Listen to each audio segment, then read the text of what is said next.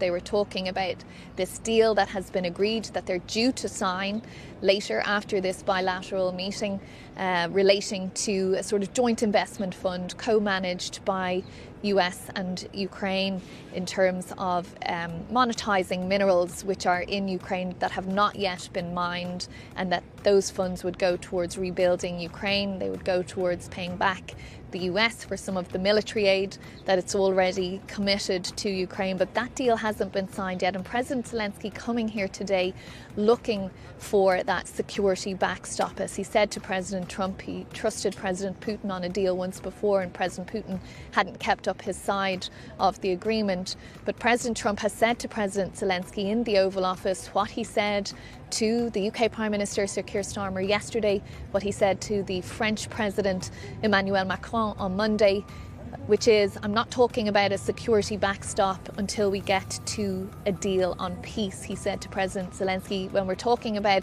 security, that's the easy part, he said, which means we're at a ceasefire and we're at peace. And President Zelensky said, I'm not doing a ceasefire deal until there is a security backstop. They are one and the same. They have to come together. And then the meeting got quite heated, we're told, from our journalist colleagues who were in the room with President Trump and President Zelensky. They said raising their voices there in that meeting in the Oval Office. And we have that tape for you now. We can bring it to you. What's your message for them? Well, if I didn't align myself with both of them, you'd never have a deal. You want me to say really terrible things about Putin and then say, hi, Vladimir, how are we doing on the deal? That doesn't work that way. I'm not aligned with Putin. I'm not aligned with anybody. I'm aligned with the United States of America. And for the good of the world, I'm aligned with the world. And I want to get this thing over with. You see the hatred he's got for Putin. It's very tough for me to make a deal with that kind of hate. He's got tremendous hatred. And I understand that, but I can tell you the other side isn't exactly in love with, him either. So it's not a question of alignment. I'm aligned with the world. I want to get the thing set. I'm aligned with Europe. I want to see if we can get this thing done. You want me to be tough? I could be tougher than any human being you've ever seen. I'd be so tough. But you're never going to get a deal that way, so that's the way it goes. All right, one more question. I would respond to this. So look, for 4 years in the United States of America, we had a president who stood up at press conferences and talked tough about Vladimir Putin, and then Putin invaded Ukraine and destroyed a significant chunk of the country. The path to peace and the path to prosperity is maybe engaging in diplomacy. We tried the pathway of Joe Biden of thumping our chest and pretending that the President of the United States' words mattered more than the President of the United States' actions. What makes America a good country is America engaging in diplomacy. That's what President Trump is doing. Can I ask you? Sure. Yeah? Yeah. Okay. So he occupied our big parts of Ukraine, part of East and Crimea. So he occupied it on 2014. So during a lot of years, so I'm not speaking about just Biden, but those time was Obama, then President Obama, then President Trump, then President Biden, now the President Trump, and God bless, now President Trump will stop him. But during 2014, nobody stopped him. He just occupied and took. He killed people. You know what the contact 2015. 2014. 2014 and 2015. 2014. Yeah. So I was not here. Yeah, but that's exactly right. Yes, but during 2014 till 2022, the situation the same. The people have been dying on the contact line. Nobody stopped him. You know that we had conversations with him. A lot of conversation, my bilateral conversation, and we signed with him, me, like a new president. In 2019, I signed with him the deal. I signed with him, Macron and Merkel, we signed ceasefire. Ceasefire, all of them told me that he will never go. We signed with him with gas contract, yes, but after that, he broken this ceasefire. He killed our people, and he didn't exchange prisoners. We signed the exchange of prisoners, but he didn't do it. What kind of diplomacy JD, you are speaking about? What do you mean? I'm talking about the kind of diplomacy that's going to end the destruction of your country. Yes, but if you Mr. President, with respect, I think it's disrespectful for you to come into the Oval Office and try to litigate this in front of the American media. Right now, you guys are going around and forcing conscripts to the front lines because you have manpower problems. You should be thanking the President for trying to bring an end to this conflict. Have you ever been to Ukraine that you say what problems we have? I have been to. Count one. I've actually watched and seen the stories, and I know what happens is you bring them on a propaganda tour, Mr. President. Do you disagree that you've had problems bringing people into your military? And do you think that it's respectful to come to the Oval Office of the United States of America and attack the administration that is trying to prevent the destruction of your country? A lot of questions. Let's start from the beginning. Sure. First of all, during the war, everybody has problems, even you, but you have nice ocean and don't feel now, but you will feel it in the future. God bless. You don't know that. God bless. God bless. You will not have war. Don't tell us what we're going to feel. We're trying to solve a problem. Don't tell us what we're going to feel. I'm not telling you. Because you're in no position to dictate that. That's Remember exactly this. You're in no position to dictate what we're going to feel. We're going to feel very good. You will feel influence. We're going to feel very good and very strong. You will feel influence. You're right now not in a very good position. You've allowed yourself to be in a very bad position, and he happens to be right about it. From the very beginning of the war. You're not in a good position. You don't have the cards right now. With us, you start having cards. Playing cards. Right now, you don't. You're playing cards. Mr. President. You're playing cards. You're gambling with the lives of millions of people. You're gambling with World War III. You're gambling with World War III. And what you're doing is very disrespectful to the country, this country. That's back to you. Far more than a lot of people said they should have. Have you said thank you once? This entire meeting? No, in this entire meeting, have you said thank you? You went to Pennsylvania and campaigned for the opposition in October. Offer some words of appreciation for the United States of America and the president who's trying to save your country. Please, you think that if you will speak very loudly about the war, you can... He's not speaking loudly. He's not speaking loudly. Your country's in big trouble. Can I Wait a answer? minute. No. You've done a lot of talking. Your country is in big trouble. I know. You're not winning. You're not winning this. You have a damn good chance of coming out okay because of us. Mr. President, we are staying in our country, staying strong from the very beginning of the war. We've been alone, and we are thankful. I said thanks you haven't in been this alone. cabinet, you and haven't not been only alone. in this cabinet. We gave you, through this stupid president, $350 billion. You voted we gave for you your military equipment, and your men are brave, but they had to use our military. What about if you didn't have our military equipment, if you didn't have our military equipment, this war would have been over in 2 weeks. In 3 days. I heard it from Putin. In 3 days. This is something maybe new. Less. In 2 weeks. Of course, yes. It's going to be a very hard thing to do business like this. I tell you. Just say thank you. I said a lot of accept that there are disagreements, and let's go litigate those disagreements rather than trying to fight it out in the American media when you're wrong. We know that you're wrong. But you see, I think it's good for the American people to see what's going on. I understand, sir. I think it's very important. That's why I kept this going so long. You have to be thankful. You don't have the cards. Thankful. You're buried there. Your people are dying. You're running low on soldiers. Listen, you're running low on soldiers. It would be a damn good thing. And then you tell us, I don't want a ceasefire. I don't want a ceasefire. I want to go, and I wanted this. Look.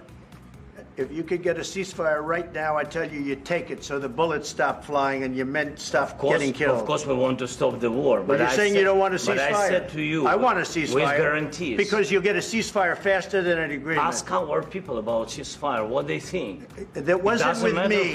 That wasn't with me. That was with a guy named Biden, who was not a smart person. That was with Obama. It was your president. Excuse me. That was with Obama, who gave you sheets, and I gave you javelins. Yes. I gave you the javelins to take out all those tanks. Obama gave you sheets. In fact, the statement is Obama gave sheets and Trump gave javelins. You got to be more thankful, because let me tell you, you don't have the cards. With us, you have the cards.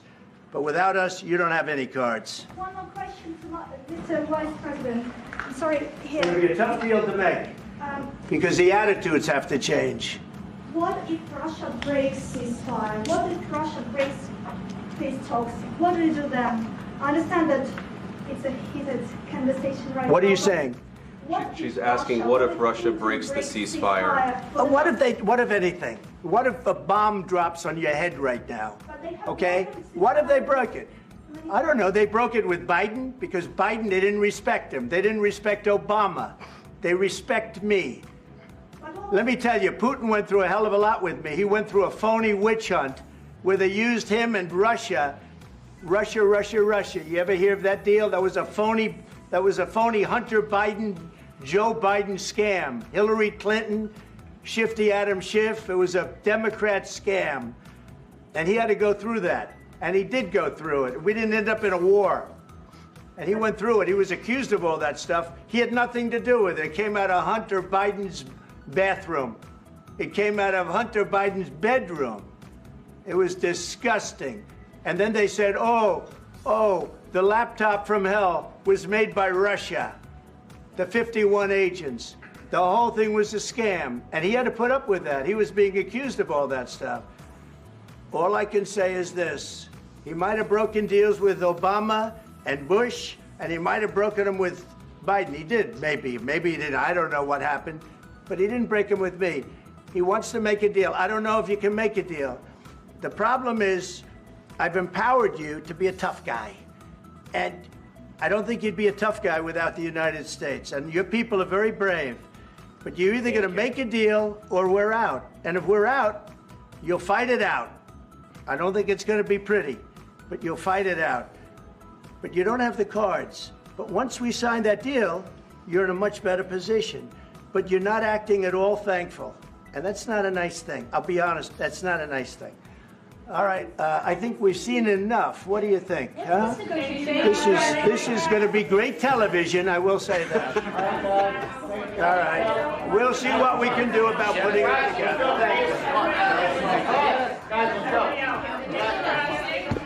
Guys, come on, let's go. We'll see, I don't know. All right, guys, come on. Please, hey, come on, please. Guys, come on, let's move, please.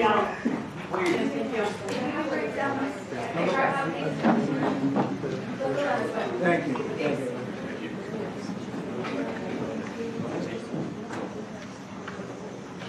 Well, that is the tape relay we have just had of an extraordinary meeting with President Zelensky and Donald Trump. And you'd have seen the extremely tense and difficult exchanges between JD Vance, Donald Trump and President Zelensky. Donald Trump telling Zelensky to be thankful and accusing the president of gambling with World War III. JD Vance accusing Zelensky of acting inappropriately in the Oval Office, and Zelensky pushing back, inviting JD Vance to visit Ukraine and see what has happened for himself. And Zelensky saying to Trump that there should be no compromises with Putin. But we saw raised voices, both sides arguing in front of the TV cameras and assembled journalists in the Oval Office. And Donald Trump ending that exchange, saying he wanted to keep it going, effectively so that people could see what the attitudes were, and saying the attitudes from Zelensky had to change, and that he had empowered the Ukrainians to fight, but if they didn't do a deal, they would only have to fight it out, and that they were not in a good position. Donald Trump kept repeating to Zelensky that they did not have the cards.